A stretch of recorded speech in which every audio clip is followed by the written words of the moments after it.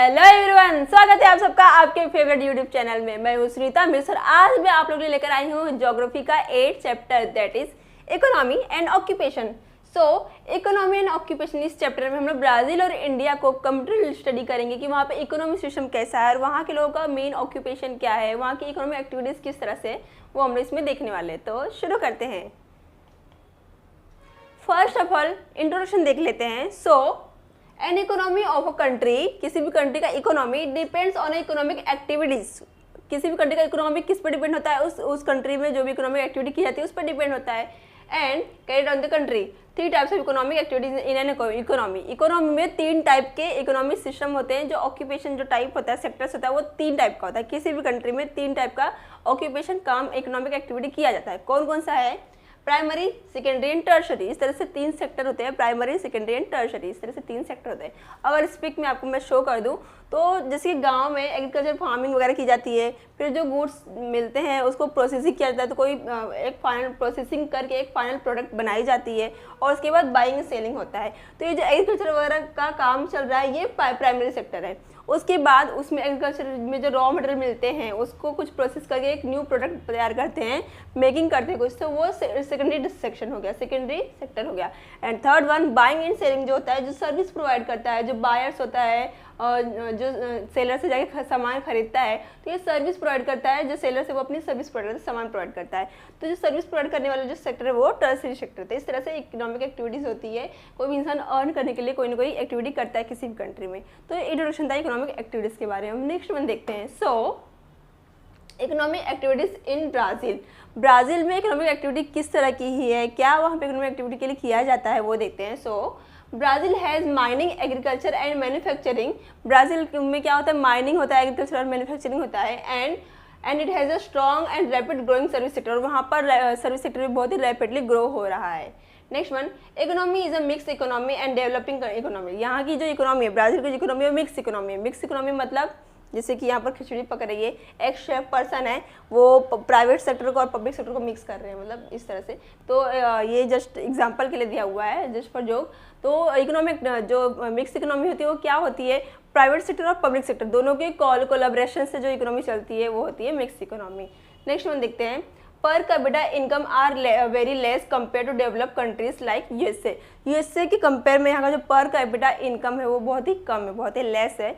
मतलब कि यहाँ का जो जीडीपी रेशियो है, यहाँ का जो पर्सन इनकम है वो लेस है। इसीलिए यहाँ का जो पर कैपिटा इनकम है, पर पर्सन पे अगर एवरेजली निकालेंगे इनकम तो बहुत ही कम है as compare to developing country like USA. तो नेक्स्ट वन देखते हैं। Next is economic activities India. India में कौन कौन सी इकोनॉमिक एक्टिविटीज की जाती है? तो India has a higher national income than Brazil. Compare करने में, ब्राज़ील से कंपेयर करने में इंडिया का नेशनल इनकम तो हायर ही है, ऐसा दिया हुआ है। Next one, India is dependent on agriculture service sector also increasing in India. जो इंडिया जो है वो डिपेंड है एग्रीकल्चर पर और वहाँ का जो सर्विस सेक्टर है वो भी इंक्रीज हो रहा है, वो भी आगे बढ़ रहा है। Next one, Indian economy is mix economy as well as depending developing economy. जो इंडियन इकोनॉमी है वो मिक्स इकोनॉमी और डेवलपिंग इकोनॉमी भी है। मतलब कि यहाँ पर भी सेम वही खिचड़ी पकती है, पब्लिक सेक्टर प्राइवेट सेक्टर दोनों ही यहाँ पे काम करते हैं, दोनों ही सेक्टर यहाँ पर यूज़फुल है और इन गवर्नेंस में काम आते हैं। तो यहाँ पर दोनों ही सेक्टर हैं, दोनों ही सेक्टर जो है सर्विस प्रोवाइड करते हैं, दोनों ही सेक्टर जो है वो इंडस्ट्रीज चलाते हैं, सब कुछ। तो इसीलिए ये मिक्स टाइप की इकोनॉमी और डेवलपिंग इकोनॉमी यानी कि डेवलपिंग कंट्री के अंडर आती है। Next one, India's per capita income even lower as India size is very large. India का जो पर कैपिटा इनकम यानी कि पर पर्सन पे जो इनकम है वो बहुत ही कम है। क्यों कम है? क्योंकि इंडिया का जो साइज़ है, जो पॉपुलेशन का साइज़ है बहुत ज़्यादा है, बहुत ज़्यादा लोग रहते हैं, पॉपुलेशन में बहुत हाई है, इसीलिए यहाँ का जो पर कैपिटा इनकम है बहुत ही ज़्यादा लेस है, बहुत ज़्यादा कम है। अब नेक्स्ट वन देखते हैं। Agriculture in Brazil. अब ब्राज़ील में जो इकोनॉमिक एक्टिविटी की जाती है उसको वन बाय वन देखते हैं। तो फर्स्ट वन, ब्राज़ील में एग्रीकल्चर के बारे में देखते हैं कि उसमें क्या क्या फार्मिंग वगैरह की जाती है, कौन कौन से क्रॉप्स जो है वो कल्टिवेट किए जाते हैं। पॉइंट वाइज देखते हैं। Agriculture is the main occupation in the highlands and coastal area. या जो हाईलैंड और कोस्टल एरिया, यहाँ पर एग्रीकल्चर जो है वो मेन ऑक्यूपेशन वहाँ के लोगों का। वो वहाँ पर अच्छी खासी फर्टाइल सॉइल मिलती है और हेल्दी क्लाइमेट मिलता है और वाटर बॉडीज़ भी आसपास में, इसीलिए ऐसे एरियाज में क्या है एग्रीकल्चर जो वहाँ के लोगों का मेन ऑक्यूपेशन है। नेक्स्ट वन देखते हैं। Favourable climate and topography for growing a variety of crops. वहाँ पर जो फेवरेबल क्लाइमेट है, जैसे मैंने बताया कि किसी भी जगह पर ह्यूमन सेटलमेंट के लिए, फार्मिंग के लिए जो क्लाइमेट चाहिए वो उस जगह में पाया जाता है, तो फेवरेबल क्लाइमेट भी है। और वहाँ का जो टोपोग्राफी है, वहाँ का जो एरिया है वो अच्छा खासा है कल्टिवेशन के लिए, इसीलिए वहाँ पर बहुत सारे वैरायटी ऑफ क्रॉप्स जो है वो वहाँ पर ग्रो किए जाते हैं। Next one, rice and maize are the main cereal crops. वहाँ पर राइस और मेज जो है मेन क्रॉप्स है, वहाँ का कल्टिवेशन का जो क्रॉप्स है मेन है वहाँ पर। Next one, commercial crops like coffee, cocoa, rubber, soybean and sugar cane are also cultivated in the large scale. और जो कमर्शियल क्रॉप्स होते हैं जो इम्पोर्ट एक्सपोर्ट के लिए काम आते हैं, जैसे कि आपको पता है, आप सेकंड चैप्टर में पढ़ चुके हैं कि ब्राज़ील को coffee pot of the world बोलते हैं, क्योंकि यहाँ कॉफ़ी बहुत ज़्यादा ही कल्टिवेट किया, कॉफ़ी को बहुत ज़्यादा ही ग्रो किया जाता है। तो जो कमर्शियल जो क्रॉप्स है वो भी यहाँ पर उगाए जाते हैं, शुगर केन हुआ, कॉफ़ी हुआ, कोको हुआ, सोयाबीन हुआ, ये सारे कमर्शियल क्रॉप्स एक्सपोर्ट इम्पोर्ट के लिए काम आते हैं, तो ये सारे भी वहाँ पर ग्रो किए जाते हैं। नेक्स्ट वन देखते हैं, सो agriculture in Brazil. Next one, Brazil is the largest exporter of coffee and soybean. जैसे मैंने बताया कि जो ब्राज़ील है वहाँ पर कॉफ़ी और सोयाबीन जो है बहुत ही ज़्यादा ही मात्रा में, बहुत ज़्यादा अमाउंट में एक्सपोर्ट किया जाता है और लार्जेस्ट एक्सपोर्टर में आता है ब्राज़ील कॉफ़ी एंड सोयाबीन के मामले में। State growing coffee are Minas Gerais and Sao Paulo. जो दो स्टेट है जहाँ पर कॉफ़ी बहुत ज़्यादा ही ग्रो किया जाता है, वो दो स्टेट है, साओ पाउलो एंड मीनास। अगर मैं इसे आपको मैप में शो कर दूँ तो यहाँ पर ये जो स्टेट दिया हुआ है, ये यानी कि मीनास जेराइस एंड साओ पाउलो, ये प्लेस पे यहाँ पर कॉफ़ी, कोको, ये सारी चीज़ें बहुत ज़्यादा ही कल्टिवेटेड की जाती है। Next one, production of fruits like bananas, pineapple, orange is also done. यहाँ पर जो फ्रूट्स है, बनाना, पाइनएप्पल, ऑरेंज, ये सब भी यहाँ पर प्रोडक्शन होता है, ये सब यहाँ पर ग्रो किए जाते हैं। नेक्स्ट पॉइंट देखते हैं, cattle, sheep and goat are also written in to the savannas grassland.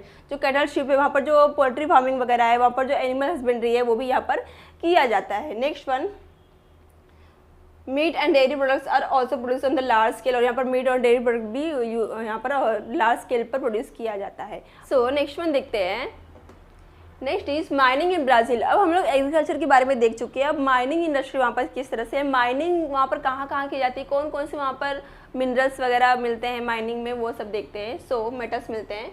Next one, the eastern part of Brazil is rich is various types of minerals. वहाँ पर जो ईस्टर्न पार्ट है Brazil का वो बहुत ज़्यादा ही रिच है मिनरल्स के मामले में। जिसकी इस मैप में आपको दिखा दूँ तो ये ईस्टर्न पार्ट है, और ईस्टर्न पार्ट देखो कितना ज़्यादा यहाँ पर माइनिंग की जाती है। वहाँ पर हर एक तरह का चीज़ मिलता है, वो ग्रेफाइट हो या फिर निकल हो, क्रोमियम, ब्रॉन्ज हो, गोल्ड, मतलब कि बहुत सारे तरह के मिनरल्स वहाँ पर मेटल्स वगैरह मिलते हैं।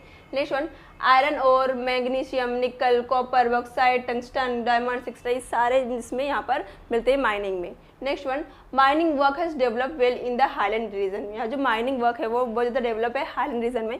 जैसे कि आपको पता है यहाँ पर जो हाईलैंड रीजन है, यहाँ पर माइनिंग वर्क बहुत ज़्यादा डेवलप है, मतलब कि सिर्फ इस एरिया में जो है माइनिंग होती है, इस एरिया में। अब नेक्स्ट वन देखते हैं। So next is limitations in mining. Mining में कुछ लिमिटेशंस है, माइनिंग की जाती है पूरा कंट्री में, ब्राज़ील में, लेकिन कुछ लिमिटेशंस है, कुछ प्लेसेस में माइनिंग नहीं हो पाता है। वो क्या लिमिटेशंस है वो पॉइंट में देखते हैं। So inaccessible, lack of knowledge of reserves of resources. जो इनएक्सेसिबल, जो चीज़ें हमें एक्सेसिबल नहीं होती है, फॉर एग्जांपल अगर मैं अमेजॉन रिवर बेसिन का ये एरिया लूँ तो यहाँ पर इनएक्सेसिबल एरिया है, वहाँ पर बहुत ज़्यादा एक्सेस नहीं है, सारी ट्रांसपोर्ट सिस्टम नहीं है, तो माइनिंग के लिए जो व्हीकल्स चाहिए, जो सामान ले जाने आने के लिए ट्रांसपोर्टेशन सिस्टम चाहिए, वो सब प्रॉपर नहीं है यहाँ पर। तो इनएक्सेसिबल सिस्टम होने की वजह से लिमिटेशन ऑफ माइनिंग है यहाँ पर। और कौन से रीज़न है, lack of knowledge of reserves और रिसोर्सेज। जो हमको इन्हें नॉलेज नहीं है, मतलब कि जो ब्राज़ील में कौन कौन से प्लेस पे कौन कौन से रिजर्व्स पड़े है माइनिंग के under the surface of the earth, तो यहाँ पर जो चीज़ें हैं रिजर्व्स में है वो भी नॉलेज नहीं है, वो भी पता नहीं है, वो भी फाउंड में नहीं है, सर्च में नहीं है। Next one, dense forest. और यहाँ पर जैसे कि मैं आपको एग्जांपल दे चुकी हूँ कि अमेजॉन रेन फॉरेस्ट एरिया, तो यहाँ पर डेंस फॉरेस्ट है, इसीलिए वहाँ पर माइनिंग जो है बहुत ही ईजिली नहीं हो पाएगा। Next one, the factors where limitations mining in the interior part of the country easy. और ये सारे क्या है रीजंस है जिसकी वजह से interior part of the country, यानी कि जो इंटीरियर पार्ट है यहाँ पर और यहाँ पर, इस पार्ट में माइनिंग जो है लिमिटेशन है, यहाँ पर माइनिंग जो है बहुत ही लेस है, बहुत ही कम है, नहीं हो पाता है। तो ये ब्राज़ील के माइनिंग के बारे में देख लिया। अब नेक्स्ट वन देखते हैं। सो फिशिंग इन ब्राज़ील। ब्राज़ील में फिशिंग का क्या काम है। फिशिंग मतलब कहाँ कहाँ की जाती है, किस तरह से, वो देखते हैं पॉइंट वाइज। सबसे पहले आपको मैं मैप में दिखा दूँ, तो मैप में जहाँ जहाँ ये फिश दिख रही है वहाँ वहाँ फिशिंग जो है लार्ज स्केल पे रहता है। आप लोग अगर ध्यान से देखें फोकस करके, तो जितने भी कोस्टलाइन एरियाज है, ये पूरा कोस्टलाइन एरिया है, यहाँ पर देखो यहाँ पर ही फिशिंग हो रही है। और यहाँ पर जो कोस्टलाइन एरिया नहीं, जो इनर पार्ट है अमेज़न रिवर बेसिन है, यहाँ पर बहुत ही कम बहुत ही मतलब लो लेवल पे फिशिंग की जाती है। तो वो क्या पॉइंट, किस तरह से क्या है, वो पॉइंट वाइज देखते हैं। So Brazil has a sea coast of around 7,400 kilometre. Brazil के पास, जिसके आप पहले से पढ़ते आ रहे हैं कि जो सी कोस्ट है वो अराउंड अप्रॉक्सीमेट 7,400 किलोमीटर के आसपास है। Next one, and excellent fishing ground of the South Atlantic coast. और एक्सेलेंट फिशिंग ग्राउंड, वहाँ पर फिशिंग के लिए बहुत अच्छा प्लेस है। और साउथ एटलांटिक ओशन में, यानी कि एटलांटिक ओशन जो है वहाँ पर फिशिंग ग्राउंड बहुत अच्छा एक्सेलेंट है।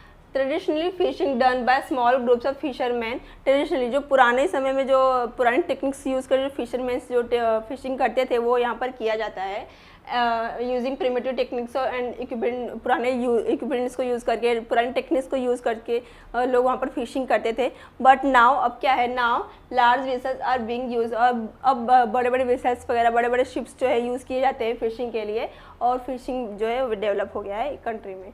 नेक्स्ट वन देखते हैं। So sword fish, shrimp, lobster, sardines are mainly caught. यहाँ पर स्वॉर्ड फिश और जो श्रिम्प्स, लॉबस्टर, ये सारी जो फिशेस यहाँ पर मेनली फाउंड होते हैं। Next one, the fish resource of the Amazon river are not exploited much and fishing only take place at the small scale. Amazon में बहुत ही स्मॉल स्केल पे फिशिंग की जाती है, ताकि अमेजोन जो रिवर बेसिन है उसका जो फिशिंग जो रिसोर्स है वो एक्सप्लॉइट ना हो। और नेसेसरली यहाँ पर फिशिंग नहीं करते हैं, बहुत ही स्मॉल स्केल पर किसी किसी प्लेस पर वहाँ पर फिशिंग की जाती है। अब नेक्स्ट वन देखते हैं। So next one is agriculture in India. अब तक हमने ब्राज़ील के माइनिंग, एग्रीकल्चर और फिशिंग के बारे में देख लिया है। अब इंडिया के बारे में देखते हैं कि इंडिया में एग्रीकल्चर किस तरह से है, माइनिंग किस तरह से है, फिशिंग किस तरह से, ये सारे सेक्टर्स देखने वाले हैं। तो फर्स्ट ऑफ ऑल एग्रीकल्चर देखते हैं। Around 60% of land in India is under cultivation. जो इंडिया का जितना भी पार्ट है, उसमें 60% तो लैंड जो है वो कल्टिवेशन में यूज़ होता है। कहाँ पर, ग्रोइंग फार्मिंग के लिए, एग्रीकल्चर के लिए ही यूज़ होता है। Next one, rich soil, high percentage of cultivated land, wide climate variety, long growing seasons, etc. Provide a strong base of agriculture. Agriculture के लिए क्या चाहिए, अच्छे खासी क्लाइमेट सेक्शन हो, अच्छा खासा वहाँ पर सीजन प्रोवाइड हो, वाटर बॉडीज़ हो, जो सॉइल हो वो फर्टाइल हो, बस ये सारी चीज़ें हमारे इंडिया में मिल जाती है अच्छी खासी। इसीलिए यहाँ पर जो एग्रीकल्चर वो लार्ज स्केल पर होता है। 60% ऑफ इंडियाज लैंड जो है वो एग्रीकल्चर के लिए, कल्टिवेशन के लिए यूज़ किया जाता है। नेक्स्ट पॉइंट देखते हैं। Agriculture has been a long standing activity. Agriculture बहुत ही लॉन्ग स्टैंडिंग एक्टिविटी है हमारे इंडिया में। बहुत ही हमेशा हर सीज़न में कुछ ना कुछ कल्टिवेटेड किया जाता है, कुछ ना कुछ ग्रो किया जाता है हर सीज़न में। तो ये लॉन्ग स्टैंडिंग एक्टिविटी होती है हमारे यहाँ पर एग्रीकल्चर की।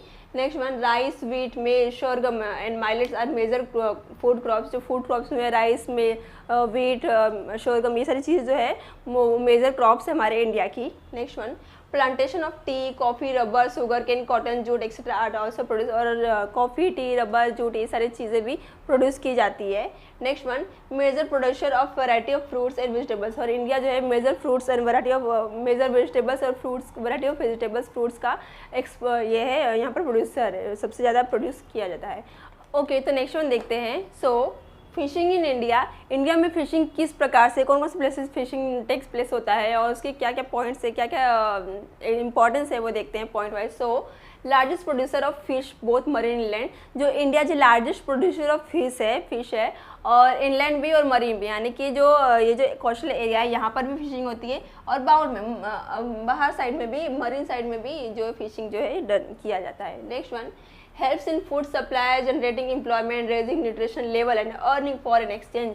जो ये फिशिंग है इंडिया में वो क्या क्या फ़ायदेमंद है, क्या क्या इंपॉर्टेंस है उसके। तो जो फिशिंग डाइट है जिसकी, वो उसके लिए न्यूट्रिशन लेवल जो है वो हाई हो जाता है उसका फिश की वजह से, और एम्प्लॉयमेंट जनरेट होता है, फिशिंग की वजह से एम्प्लॉयमेंट जनरेशन होता है और फॉरेन एक्सचेंज भी मिलते हैं। एक्सपोर्ट इम्पोर्ट किया फिशिंग तो उससे फॉरेन एक्सचेंज भी हमें मिलते हैं। तो ये सारे फायदे हैं फिशिंग के। Next one, important diet of people living in the coastal area of Kerala, West Bengal, Odisha, Andhra Pradesh, Tamil Nadu, Goa and Maharashtra. इन सारे स्टेट का जो इम्पोर्टेंट डाइट है ये फिशिंग, क्योंकि कोस्टल एरिया, ये जो कोस्टल एरियाज है यहाँ पर जो फिशिंग है वहाँ पर फिशिंग की ही जाती है। तो यहाँ इन प्लेस में जो पीपल्स रहते हैं उनके लिए इंपॉर्टेंट डाइट भी है, इंपॉर्टेंट खाने वाले सामान भी है। अभी खाने का नाम सुन के मुंह में पानी ना ला देना, पहले चैप्टर खत्म करना है। तो इस तरह से इंपॉर्टेंट डाइट भी है उस प्लेस का। Next one, 60% of the countries fish production comes from the inland fisheries. 60% of जो फिश प्रोडक्शन होता है वो इनलैंड फिशरीज से होता है, यानी कि जितने भी फिशिंग की जाती है, ये जो कोस्टल एरियाज है, ये कोस्टल एरिया से ही जितने भी फिशिंग होती है वो सबसे ज़्यादा इस यहाँ से ही होती है। जो मरीन फिशिंग है, जो बाहर आउटर में ओशंस में की जाती है, वो कम है। 60% जो है फिश प्रोडक्शन यहीं से होता है। नेक्स्ट वन देखते हैं। So marine fishing is about 40% of the total annual production. Marine fishing कितना है? 40% है, क्योंकि जो कोस्टल एरियाज वाला है वो कितना है? 60% है, इसलिए मरीन फिशिंग से बस 40% ही जो है फिशिंग मिलता है प्रोडक्शन में। Next one, the total annual production of the fish being confined in the west of Kutch, Malabar coast and Coromandel coast in the west। यानी कि मलाबार कोस्ट और कोरोमंडल कोस्ट है, ये जो कोस्टल एरिया है, यहाँ से ही जो है फिशिंग ग्राउंड है, यहीं से जो है फिशिंग की जाती है। Next one, on the eastern coast fish are horse mackerel, clupeids and silver bellies. जो ईस्टर्न कोस्टलाइन में एरियाज है वहाँ पर मेरेकल वगैरह और बेलिस ये सारे फिश जो है मिलते हैं। Next one, fresh water fishing is done in the river, canal, irrigation channels, tanks, ponds, lakes. अलग अलग जगह है जहाँ पर जो फ्रेश वाटर फिशिंग की जाती है, यानी कि कंट्री के अंदर भी बहुत सी जगह है जहाँ पर फिशिंग की जाती है। ओके, तो नेक्स्ट वन देखते हैं। सो माइनिंग इन इंडिया। अब माइनिंग किस तरह से इंडिया में, फिशिंग के ग्राउंड के बारे में देख लिए, कहाँ पर कौन से कोस्टल एरिया में फिशिंग होते हैं, कौन से फिश पाए जाते हैं, इंपॉर्टेंस देख लिया। अब माइनिंग के बारे में देखिए, माइनिंग इंडिया में किस तरह से है, कहाँ पर है, क्या क्या मिनरल्स वगैरह मिलते हैं। सो पॉइंट वाइज, द छोटा नागपुर प्लेटू इज इंडिया से big store house of different minerals. जो छोटा नागपुर है वो इंडिया का सबसे बड़ा ऐसा प्लेटू है जहाँ पर बहुत सारा जो है मिनरल्स पाया जाता है बहुत ज़्यादा मात्रा में। और mining is main occupation of the people there. वहाँ के लोगों का माइनिंग ही मेन ऑक्यूपेशन बन गया, क्योंकि वहाँ पर बहुत सारे मिनरल्स जो है वो वहाँ पर रिजर्व्स है, बहुत ज़्यादा वहाँ पर मिलता है, इसीलिए वहाँ के लोगों का ऑक्यूपेशन ही हो गया है माइनिंग। जैसे कि फॉर एग्जांपल जो ये कोस्टलाइन एरिया है, ये यहाँ का पानी मिलेगा, मतलब कि वाटर बॉडीज आसपास में, इसीलिए यहाँ के लोगों का ऑक्यूपेशन क्या हो गया? फिशिंग हो गया। लेकिन छोटा नागपुर में क्या है, वहाँ पे क्या रिजर्व है, माइनिंग, वहाँ पर क्या है, मिनरल्स रिजर्व है, इसलिए वहाँ के लोगों का ऑक्यूपेशन क्या हो गया? माइनिंग हो गया। जैसा जगह रहता है वैसा उन लोग के ऑक्यूपेशन हो जाते हैं। नेक्स्ट पॉइंट देखते हैं। Coal is a mine in Korba in the Chhattisgarh and the eastern Maharashtra. जो कोल माइन होता है वो महाराष्ट्र में, छत्तीसगढ़ में कोल जो है माइन किया जाता है। नेक्स्ट वन देखते हैं। So mineral oil wells in Digboi Assam, Mumbai High in Arabian Sea near Maharashtra, Kalol and Koyali in Gujarat. जो मिनरल ऑयल्स मिलते हैं ये सारे महाराष्ट्र में और मुंबई हाई में, अरेबियन सी में, कालोल महाराष्ट्र, गुजरात में, ये सारे प्लेस में मिनरल ऑयल के रिजर्व्स पाए गए हैं। नेक्स्ट वन देखते हैं। Reserves of mineral oil and natural gas have been discovered at the mouth of river Godavari. जो रिवर गोदावरी है उसके माउथ पर भी मिनरल ऑयल का जो रिजर्व है वो पाया गया है, फाउंड हुआ है। Next one, stones like marbles are found in Rajasthan and Cuddapah in Andhra Pradesh. जो स्टोन मार्बल पाए जाते हैं वो राजस्थान में और आंध्र प्रदेश में पाए जाते हैं। मैं मैप में शो कर दूँ तो ये राजस्थान एरिया है ये, और ये आंध्र प्रदेश एरिया है। इस एरिया में जो मार्बल्स जो है वो रिजर्व है मार्बल्स पाए जाते हैं, माइनिंग में मिलते हैं ये सारे। तो ये सारा माइनिंग के बारे में, इंडिया के बारे में दिया हुआ था। नेक्स्ट वन देखते हैं। नेक्स्ट वन, इंडस्ट्रीज इन ब्राज़ील। अब तक हमने क्या देख लिया? इंडिया एंड ब्राज़ील के माइनिंग, फिशिंग और एग्रीकल्चर के बारे में देख लिया। अब इंडस्ट्रीज़ के बारे में देखते हैं। ये तो क्या था? ऑक्यूपेशन था वहाँ के लोगों का। अब इंडस्ट्रीज़ देखते हैं कि वहाँ से कौन कौन से इंडस्ट्रीज डेवलप हुए हैं और आगे बढ़े हैं, ग्रोइंग सेक्टर में हैं। तो ब्राज़ील के बारे में देखते हैं। First of all, so major industries include iron and steel production, automobile assembly, petroleum processing, chemical productions and cement making. ये सारे क्या है? मेजर इंडस्ट्रीज है जो ब्राज़ील में पाए जाते हैं। और इसमें मैप में शो कर दो तो यहाँ पर देखो सारे इंडस्ट्रीज का यहाँ पर दिया हुआ है और ये सारे सिम्बल्स दिखाए हुए हैं। ये सारे जो प्लेस है, जितने भी ये प्लेस है, इन प्लेसेस पे क्या है? ये सारे इंडस्ट्रीज पाए जाते हैं। और जैसे कि आपको पता है किसी भी जगह पर ह्यूमन सेटलमेंट ज़्यादा होगी तो वहाँ पर इंडस्ट्रीज तो होंगे ही। और साओ पाउलो सबसे बड़ा ऐसा जगह है जहाँ पर सबसे ज़्यादा जो है डेंसली पॉपुलेटेड एरिया है और बड़ा एडवांस इंडस्ट्रियल एरिया है। तो इन सारे प्लेसेस पे इंडस्ट्रीज जो है बहुत ज़्यादा मात्रा में पाए जाते हैं। नेक्स्ट वन देखते हैं। Technologically based industry have been the most dynamic in the recent years but have not outpace traditional industries. जो न्यू टेक्नोलॉजिकल बेस पर इंडस्ट्रीज़ है, जो सॉफ्टवेयर इंडस्ट्रीज़ है, ये सारे यहाँ पर ग्रो हुए हैं। लेकिन जो ट्रेडिशनल जो इंडस्ट्रीज़ है, जो फूड प्रोसेसिंग इंडस्ट्रीज़ है, ये सारे क्या है? रिप्लेस नहीं हुए, उन लोग के पीछे नहीं हुए हैं। वहाँ पर ये भी आगे आगे डेवलपिंग में आ रहे हैं, डेवलप हो रहे हैं। अब नेक्स्ट वन देखते हैं। Food processing like sugar industry, cotton, textile, silk and woollen industries have develop. यहाँ पर फूड प्रोसेसिंग जो इंडस्ट्रीज है वो भी होती है, जैसे इस मैप में शो कर दूँ सेम थिंग। यहाँ पर रबर प्रोडक्शन होता है और टेक्सटाइल क्लोथिंग है, ये सारे आपको मैप में ये पॉइंट वाइज दिया हुआ है, यहाँ पर सिम्बल्स के थ्रू बताया हुआ है। तो आप लोग ध्यान से देख सकते हैं, जस्ट ये एरिया और ये पूरा कोस्टलाइन एरिया जहाँ पर पूरा मोस्टली पॉपुलेटेड एरिया है, तो ये पूरे एरिया में जो है सारे इंडस्ट्री जो है भरे पड़े हैं, बहुत सारी इंडस्ट्री यहाँ पर है हर तरह के।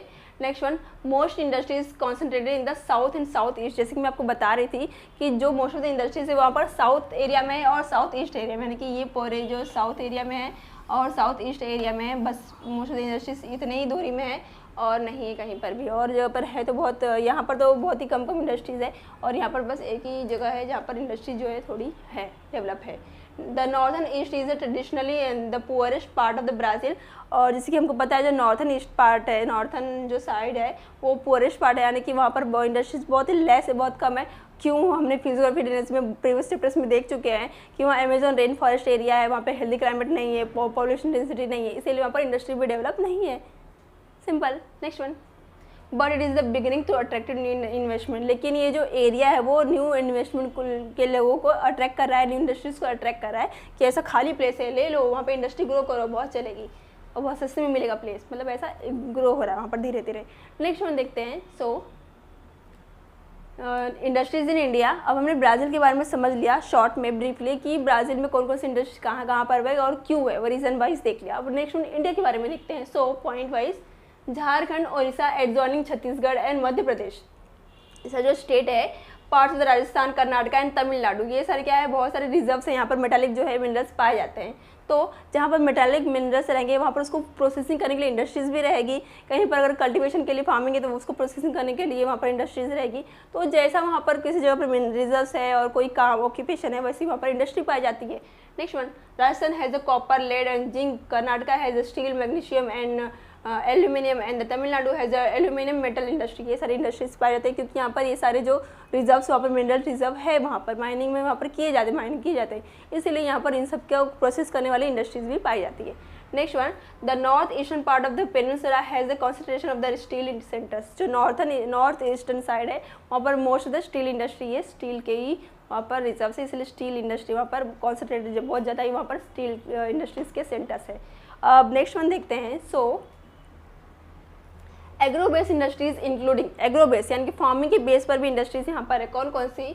सो cotton, jute and sugar are concentrated in the raw material producing area. ऐसा एरिया जहाँ पर रॉ मटेरियल प्रोड्यूस किया जाता है। जैसे कि मैंने आपको एग्जांपल में बताया कि जहाँ पर फार्मिंग वाली जगह रहेगी, जहाँ पर एग्रीकल्चर रहेगा, तो उसको उससे मिलने वाली जो चीज़ें रहती है, रॉ मटेरियल रहता है, उसको प्रोसेस करने के लिए इंडस्ट्रीज भी तो होनी चाहिए। तो जिस जगह पर कल्टिवेशन एरिया रहेगा, जहाँ पर फार्मिंग की जाती है, उसको रॉ मटेरियल को प्रोसेस करने के लिए इंडस्ट्रीज वहाँ पर पाई जाएगी। Next one, the forest based industry. जो फॉरेस्ट बेस्ड पे इंडस्ट्रीज होती है including paper, plywood, matches are concentrated in the forest areas of various state. जो वेरियस स्टेट में जहाँ जहाँ फॉरेस्ट एरिया है वहाँ पर जो फॉरेस्ट बेस्ड इंडस्ट्री है वहाँ पर रहेगी। जैसे मैंने आपको पहले ही समझाया है कि जहाँ पर जैसे चीज़ें पाई जाती है, रिजर्व्स पाई जाती है, जहाँ पर एग्रीकल्चर रहेगा वहाँ पर एग्रीकल्चर बेस्ड इंडस्ट्रीज रहेगी, जहाँ पर माइनिंग होती रहेगी वहाँ पर माइनिंग में जो मिनरल्स मिलते हैं उसको प्रोसेसिंग करने वाली इंडस्ट्रीज रहेगी, जहाँ पर फॉरेस्ट रहेंगी वहाँ पर फॉरेस्ट बेस्ड इंडस्ट्रीज रहेगी। तो जैसा जगह रहेगा वैसा वहाँ पर इंडस्ट्रीज पाई जाएगी। नेक्स्ट वन देखते हैं। The coastal belt of Kerala has a heavy concentration of coir, copra and fish canning industry. और जो कोस्टलाइन एरियाज है वहाँ पर जाहिर सी बात है फिशिंग इंडस्ट्री होगी, यानी फिश को एक्सपोर्ट इम्पोर्ट करना, उन लोग को पैक करके एक्सपोर्ट किसी और फॉरेन कंट्री में देना, या फिर जो दूसरे आपने बहुत सारे ऐप्स भी देखेंगे जो ऑनलाइन ऑर्डर करते हैं। तो ये सारी जो इंडस्ट्रीज़ है उस जगह पर पाई जाती है। कौन सी जगह पर? ये जो कोस्टल एरिया है वहाँ पर, क्योंकि यहाँ पर फिशिंग की जाती है, इसलिए फिशिंग से जो रिलेटेड होते हैं इंडस्ट्रीज़ वो यहाँ पाए जाते हैं। अब नेक्स्ट वन देखते हैं। So Koyali, Digboi refineries at petroleum producing area and Mathura and the Barauni refineries in the interior, यानी कि जितने भी इंटीरियर पार्ट है वहाँ पर रिफाइनरीज, ऑयल रिफाइनरीज जो इंडस्ट्रीज पाई जाती है। Next one, cement industries condition by the availability of raw material. Cement industry वहाँ है जहाँ पर रॉ मटेरियल जो है अवेलेबल है। Next one, Gujarat, Rajasthan and Tamil Nadu produce salt in the country. जो गुजरात है, राजस्थान है और तमिलनाडु है, मैं आपको मैप में शो कर दूँ, ये गुजरात है और ये राजस्थान है एंड ये तमिलनाडु है। तो ये जो एरिया है ये लोग क्या करते हैं पूरे कंट्री में सॉल्ट जो है प्रोड्यूस करते हैं पूरे कंट्री के लिए। नेक्स्ट वन देखते हैं। Mechanical engineering, electronic and automobile, fertilizer industry which little bias और raw material have been come concentrated in the near of big cities. जो छोटी मोटी कंट्रीज, जो छोटे मोटे इंडस्ट्रीज होते हैं वो लोग कहाँ कॉन्सेंट्रेटेड है, जहाँ पर जो रॉ मटेरियल मिलता रहेगा। जैसे कि मैं आपको स्टार्टिंग में ही बताया कि जहाँ पर रॉ मटेरियल रहेगा उसके बेस पर ही वहाँ पर इंडस्ट्री शुरू हो जाएगी। अगर कहीं पर शुगर केन जो है वो फार्म वगैरह कल्टिवेटेड हो रहा है तो शुगर केन से जो शुगर बनता है वहाँ पर शुगर इंडस्ट्री जो है वो इंस्टॉल हो जाएगी। तो जैसा वहाँ पर रॉ मटेरियल मिलता है वैसे वहाँ पर जो है इंडस्ट्रीज जो है वो उससे रिलेटेड इंडस्ट्री जो है वहाँ पर इंस्टॉल हो जाती है। अब नेक्स्ट वन देखते हैं, ट्रेड इन ब्राज़ील। अब इंडस्ट्रीज़ के बारे में देख लिया कि कौन सी जगह पर कौन से प्लेस पे किस तरह की इंडस्ट्रीज पाई जाती है। अब ट्रेड देखते हैं, यानी कि ब्राज़ील का जो एक्सपोर्ट इंपोर्ट है वो देखते हैं क्या है, इंटरनल ट्रेड क्या है और फॉरेन ट्रेड क्या है, वहाँ पर किस तरह किस चीज़ का किया जाता है वो देखते हैं point wise. So Brazil export iron और coffee, cocoa, cotton, sugar, orange and banana. Brazil में जितनी भी तरह की वैराइटीज ऑफ फ्रूट्स और जो भी क्रॉप्स जो है वो कल्टिवेटेड किए जाते हैं, जो ज़्यादा रहेंगे वहाँ की पब्लिक से ज़्यादा रहेंगे तो वो एक्सपोर्ट कर दिया जाते हैं। जैसे कि आप लोग सेकेंड चैप्टर में ही पढ़ चुके हैं कि जो कॉफ़ी पाउडर द वर्ल्ड बोलते हैं ब्राज़ील को क्यों बोलते हैं, क्योंकि वहाँ पर कॉफ़ी जो है बहुत ज़्यादा ही कल्टिवेट किया जाता है, बहुत ज़्यादा ग्रो किया जाता है। इसीलिए ज़्यादा है तो क्या करेगी वहाँ की पब्लिक, क्या करेगी, एक्सपोर्ट कर देगी। एक्सपोर्ट कर देंगे कुछ अर्निंग मिलेगा ना, अपने पास रखे क्यों ख़राब करने का, ग्रो करने का, ज़्यादा ग्रो करने का और उसको एक्सपोर्ट कर देने का। तो ऐसे ब्राज़ील में भी होता है। ये सारी चीज़ें क्या है, वहाँ पर ज़्यादा ही ग्रो की जाती है, कल्टिवेट की जाती है और एक्सपोर्ट कर दिया जाता है। Next point, imports machinery, chemical, fertiliser, wheat, heavy vehicle, minerals, ये सारे इंपोर्ट करते हैं। यानी ब्राज़ील ये सारी चीज़ें बाहर की कंट्री से अपने पास मंगवाती है। Next one, trading partners are Germany, USA, Canada, Italy, Argentina, Saudi Arabia and India. ये सारे ट्रेडिंग पार्टनर्स है, ये सारी कंट्री से इनका ट्रेड चलता है, फॉरेन ट्रेड चलता है, एक्सपोर्ट इंपोर्ट चलता है। तुम हमको दो, हम तुमको ये देंगे, इस तरह से सारा चीज़ें जो है एक्सपोर्ट इंपोर्ट होता है इन सारी कंट्री से। Next one, the Brazilian companies invested in automobiles, IT, mining, energy, biofuel, footwear sectors in India. Brazil जो कंपनीज है उन्होंने इंडिया में भी कहीं कहीं इन्वेस्ट किया है, जो आईटी कंपनीज है, जो ऑटोमोबाइल कंट्रीज है और ऑटोमोबाइल है, माइनिंग है, एनर्जी है, बायोफ्यूल है, ये सारे सेक्टर्स है जहाँ पर ब्राज़ील की कंपनी ने, फॉरेन कंट्री ने हमारे इंडिया में जो है इन्वेस्ट किया है। अब ये ब्राज़ील के बारे में हम लोग देख लिए कि वहाँ का ट्रेड क्या है, एक्सपोर्ट इंपोर्ट क्या है। अब नेक्स्ट वन हम देखते हैं ट्रेड इन इंडिया, यानी कि एक्सपोर्ट इंपोर्ट इंडिया में किस तरह से वो देखते हैं। So India exports tea, mangoes, coffee, spices, leather and leather goods, iron और cotton and silk textile. India में जो भी ज़्यादा ही कल्टिवेट किया जाता है वो सब क्या करते हैं, एक्सपोर्ट करते हैं। किसी भी कंट्री में जो चीज़ सबसे ज़्यादा ग्रो की जाती है और क्वालिटी प्रोडक्ट होता है वो क्या करते हैं, एक्सपोर्ट कर दिए जाते हैं।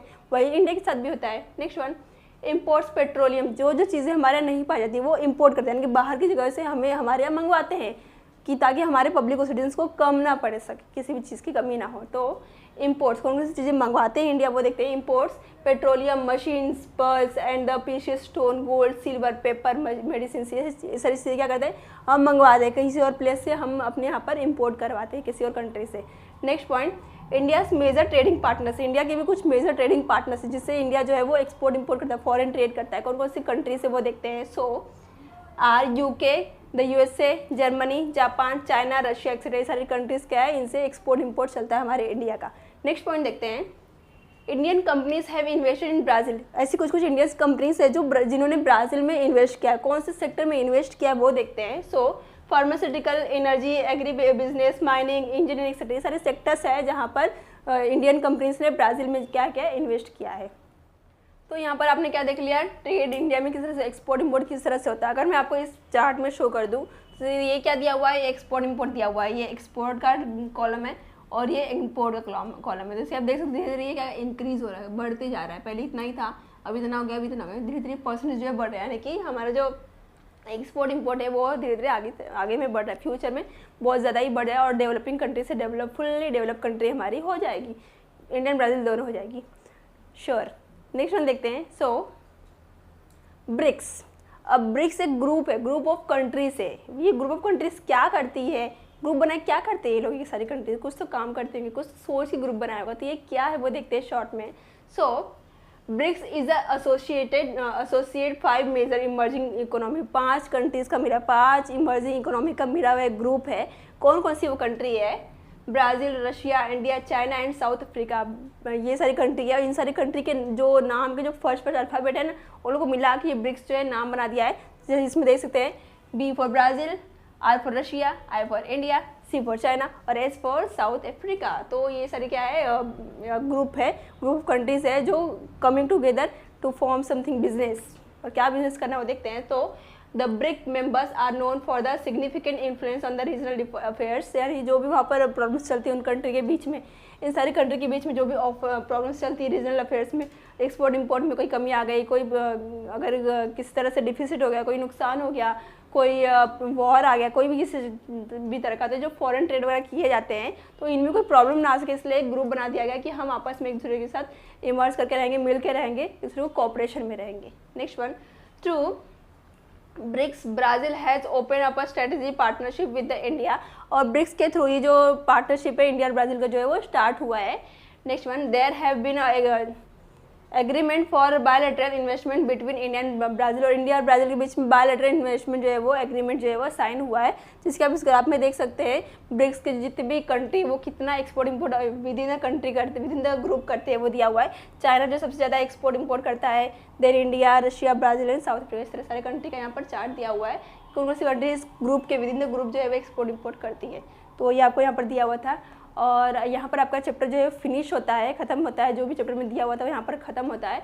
अब एग्जाम के पॉइंट ऑफ व्यू आपको क्या ध्यान देना है, क्या याद रखना है एग्जाम के पॉइंट ऑफ व्यू, वो देखते हैं point wise. So similarities and differences in the fishing activity in the Brazil India, जो ब्राज़ील और इंडिया में फिशिंग की जाती है, फिशिंग ग्राउंड्स है, उसमें क्या सिमिलैरिटीज़ है, क्या सेम है, क्या डिफरेंसेस, क्या अलग अलग है, कहाँ कहाँ फिशिंग की जाती है, क्या क्या उसकी इंपॉर्टेंस है, कौन कौन से फिश पाए जाते हैं, मेजर फिशिंग फिश कौन से है पाए जाते हैं, तो ये सारे जो है आंसर के रूप में आपको यहाँ से तैयार करना है। Next one, various economic activities and types in India and Brazil, India and Brazil में जो वेरियस इकोनॉमिक एक्टिविटीज जाती है, जैसे कि एग्रीकल्चर है, फार्मिंग है, और माइनिंग है, और फिशिंग, ये सारी जो एग्रीकल्चर के ये सारी जो इकोनॉमिक एक्टिविटीज़ है वो इंडिया और ब्राज़ील में किस तरह से की जाती है, कहाँ कहाँ मेजरली की जाती है, कौन से स्टेट में, वो आपको एक आंसर में प्रिपेयर करना है। Next one, trade in India and Brazil, India and Brazil के बीच में जो एक्सपोर्ट इंपोर्ट किया जाता है, जो फॉरेन ट्रेड किया जाता है, वो कौन कौन सी चीज़ों का किया जाता है, कौन कौन से क्रॉप्स का, कौन कौन से मशीनरीज़ का, जो भी चीज़ें हैं, आयरन ओर से, मिनरल से, सारी चीज़ों को किस तरह से किया जाता है, कौन कौन सा फॉरेन ट्रेड है, वो आपको यहाँ पर आंसर में तैयार करना था। आपको यहाँ से इस चैप्टर से बस इतना ही तैयार करना है, और यहाँ पे आपका ये चैप्टर फिनिश होता है। Thanks for watching, keep like share subscribe to our channel. मिलते हैं नेक्स्ट लेक्चर में, तब तक के लिए बाय बाय।